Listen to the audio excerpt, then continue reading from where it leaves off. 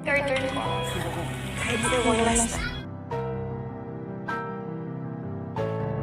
Aking tala sa gabing madilim, ikaw ang bawat sana sa lahat ng hiling, sa hirap man mo sa saya ay Your turn po. Ay, grabe talaga nangyari ngayon sa abot kamay na pangarap na kung saan nga unang-una pinakita dito is ito nga si Moira. Yes guys, ready na nga to. Actually excited na nga ito na umalis dito sa Japan para nga syempre hindi na siya mahuli o hindi na siya masundan. Yes guys, ginawa nga niya is tinawagan niya agad itong anak niyang si Zoe at sinabi nga niya na pwede na siyang umalis anytime kasi ready na yung mga papers niya at yung identity niya is bago na, kaya wala nang makakapigil sa kanya at wala nang makakahabol sa kanya.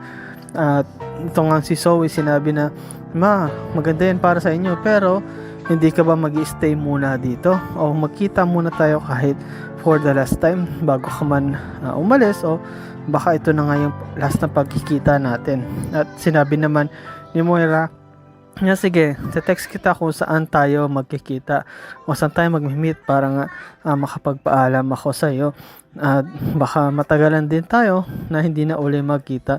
Yes guys, no, ito nga, mamaya explain ko sa inyo kung ano yung mangyari, no, lalo dito kay Moira na katakas pa ba talaga ito o baka mahuli pa ito ni Zoe at ni Doc Lindon. Ngunit dito nga guys, no, pinakita na ito nga na si Annalyn, no, nakapagbalik niya mismo doon sa hotel na pinag-stayan nila, nakasalubong siya agad nung isang Japanese girl na inaabangan sila at sabi pa nga ng Japanese girl, "Are you Zoe Tanyag?"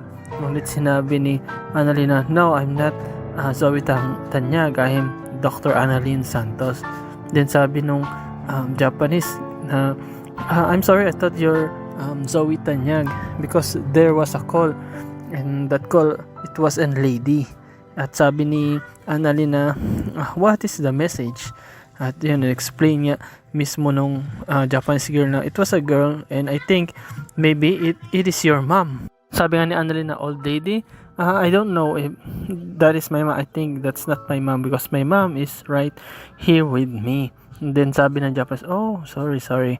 And sabi nga ni Annalyn na, "Can I just get the number of that lady?" And sinabi din ng Japanese na, "Sure, I will get back to you." At yun nga guys, na napapaisip nga itong si Annalyn na inisip na, sino ba yun? Sino ba yung tumatawag dito nga kay Zoe na isang matandang babae na which is wala naman talaga dapat tatawag sa kanya, lalo na nandito sila sa Japan, wala sila sa Pilipinas. At mukhang na hihinala nga to si Annalyn na baka ito nga ay si Moira kasi matandang babae at wala namang talagang kausap tong si Zoe kahit sa Pilipinas na matandang babae o may edad na babae, kundi ang kanyang nanay. Yes guys, sila nagtataka nga dito si Annalyn na totoo kaya na nag-uusap na tong si Zoe at ang mama niya o baka nagkataon lang yon. Pero nga guys, no, hinintay nga ni Annalyn itong Japanese girl at bumalik din agad. Sabi sa kanya, "Here's the number." Sabi ni Annalyn, "Oh, thank you." At tinignan ni Annalyn yung number at sinave niya. At nagtatry nga siyang tawagan. Iyon, ngunit sabi nga niya na bibigay ko rin tong number na to kay tatay para sabay nila o si tatay mismo ang tumawag para kung sakali malaman namin kung sino yung may gustong umanap kay Zoe. At bago man umalis si Annalyn, sinabi niya sa Japanese girl na, "Okay, I will try to call or find Zoe Tanyag and I will just give this number to her." At yun nga guys, no, sabi nga ng Japanese girl, "Okay, thank you ma'am." Tapos umalis na. Tapos si Annalyn yung sinabi niya, no, na bibigay niya din yung number dito kay Zoe at sinasabi nga niya na para makakausap niya. At gayon din, nag-iisip pa rin talaga tong si Annalyn kung sino ba talaga yung o kaninong number ba yun at ano yung gustong sabihin dito kay Zoe, bakit napaka urgent nito at napakahalaga. At yun nga guys, pinakita rin dito na ito ngang si Giselle.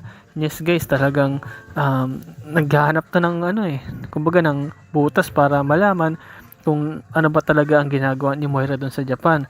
Lagi nga niya kinakausap tong si Dax, to, at pinapaamin kung ano pa yung iba pa niyang nalalaman, kung sino pa yung iba niyang kasabwat na baka sakali may makuha pa silang clue or mapanagot, kasi gusto nila mapanagot lahat no, ng gumawa nun dito nga sa tatay niya na na-kidnap at ito nga na hanggang ngayon tulog pa rin no, sa ICU kasi mga at hindi pa nila alam kung kailan to magigising, at gusto ko sana nga nila magising din para masabi na ni Don Pepe yung lahat-lahat kung sino ba talaga ang plano at talagang makulong na itong ang si Moira at yung iba pang mga kasama. And yes guys, tinawagan nga ni Giselle mismo itong si Doc Carlos at sinabi niya, heard na pumunta ka doon sa kliyente namin o doon sa dito kay Dax, anong ginagawa mo doon? Ngunit sinabi nga, wala lang, kinausap ko lang naman siya kasi nagtatanong nga din ako patungkol nga doon kung siya ba talaga ang pumasok dito sa bahay namin, at alam mo naman na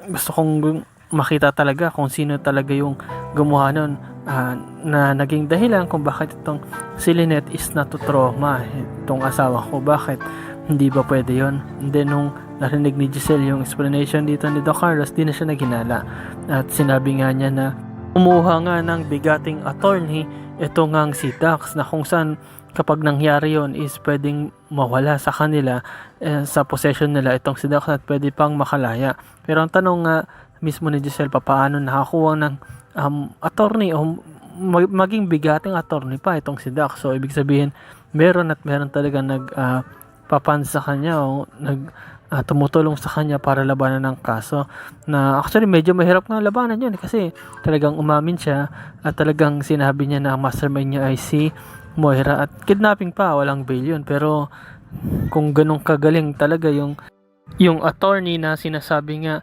neto ni Giselle is maaaring makawala at kapag nawala nga daw ito o makawala ito, sigurado mahirapan sila na mapanagot ito kasi makakatakas baka magtakugo pa ito at baka makipagkita pa, makipag-join force pa kay Moira. Kaya nga inaalam nila lahat ang possibilities kung sino pa ba ibang mga kasabwat, at ito nga si Moira din, ano bang ginagawa niya talaga sa Japan? Plano niya ba talaga pumunta doon o plano niya lang na magpakita doon, magtago, tapos lilipat din siya sa ibang lugar?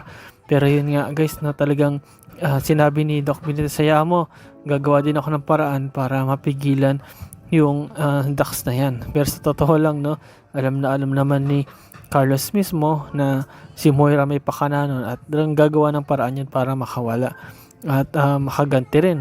At yun nga guys, dito pinakita rin na si Moira dito sa Japan. Yes guys, excited na nga ito. Actually, gusto na nga niyang umalis doon sa Japan. At gusto nga niya sana is makasama itong anak niya na si Zoe. Pero sinabi mismo din ni Zoe na mahirap yan, baka mahuli pa tayo. Sapagkat itong si Moira is may new identity na. Gusto nga niya rin sana isama yung anak niya, pero wala mahirap yun. Di possible kung sakali man is baka lalo talaga silang mahuli at pag hinalaan din si Zoe na kasabwat nito ni Moira. At tumawag nga ito at sinabi sa kanyang anak na pwede na akong umalis anytime, Zoe. At sinabi naman ni Zoe na ganun ba? Makita mo na medyo malungkot tong si Zoe at gusto niya din. Sinabi niya na, ma'am, pwede bang makipagkita ka sa akin for the last time? At yun nga guys no, itong si Moira is sinisip nga niya na paalis na siya, pero nagbigyan niya anak na, sabi niya, sige, magkita tayo, text ko sa'yo kung saan. Yes guys no, ito nga pagkikita mismo ni Zoe at ni Moira is magandang chance din o opportunity na masunod nga yung sinabi ni Zoe na mahuli ang kanyang nanay, na kasama nga dito si Doc Lindon. Kaya nga siya nandyan guys no, kasi narinig ni Doc Lindon itong si Zoe na kausap niya, kaya bilang palusot ni Zoe isulihin na lang daw si Moira. Pero yun nga guys, ang tanong dyan is mahuli ba talaga nila no? Makikita ba nila lalo na ni Doc Lindon itong si Moira, o baka naman is mabaliktad, magawan pa ng paraan ni Moira na makatakas kahit makita siya, is worst dyan is magawa ng masama ton si Doc Lindon na wag naman sanang mangyari. Kaya nga guys, abangan natin yung full episode niyan, lalo na sa Lunes no, kung ito bang si Moira is makatakas ng tuluyan, makakalipat na ba siya ng ibang bansa o babalik siya ng Pilipinas. At kung sakali man, baka naman mahuli na siya neto ni Doc Lindon. At ito namang si Giselle, ano kayang gagawin niya para hindi makawala itong si Dax? At patuloy na managot dun sa kasalanang ginawa niya. At ito namang si RJ at si Lynette, ano kayong magagawa nila para mahuli itong si Moira? Ito namang si Doc Carlos at si Giselle, ano kayong gagawin nila para mapanatili sa kulungan o sa kustodiya ng mga pulis itong ang si Dax? Itong si Eric, tuloy na ba niyang nakuha o nasira itong Apex? And yes guys, salamat sa panonood nyo sa aking channel, sa inyong pag-like, pag-support at pag-share nyo lang guys. Ingat palagi, bye bye.